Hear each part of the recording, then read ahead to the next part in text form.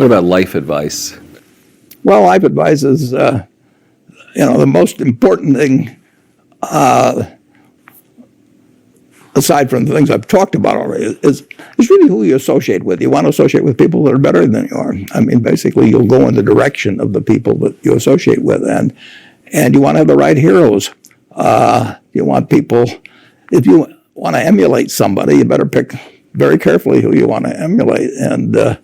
And when obviously you can't pick your parents, they're going to have an enormous influence on you, but you don't get a choice on that. But you get choices as you go down the line, and who you admire, who you want to copy, and the most important for most people in terms of that decision is their spouse. It's also important in terms of a partner in business, but the partner in life is the most important one. You want to pick a spouse that's better than you are, and then he or she, and you hope they don't figure it out too fast.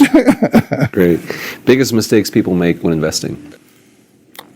Well, they try to, they just don't realize that all you have to do is just buy a cross-section of America and then never listen to people like me or read the papers or do anything subsequently. They think that because you can trade, you should trade. You buy a farm, you buy an apartment house, you can't resell it tomorrow, and the cost of moving around. Now you get something handed to you, liquidity, which is instant. You can sell, and the cost of doing it are pennies, compared to other kinds of investment activity. So because they can so easily move around, they do move around, and moving around is not smarter than investing. Is business school worth it? Depends on the person, much more than it depends on the school. I mean, I wouldn't worry. Some people are going to get a lot out of advanced education, and some people are going to get very little. And I don't even think it's important that every person go to college at all. I mean, we have all kinds of jobs at 70 or so thousand a year, or 80,000 a year, that college training is not of use. And I actually was not keen on going to college myself. Yeah, my dad kind of jollied me into it. He could get me to do anything. But if they'd had an SAT test in those days, he would have taken the test for me.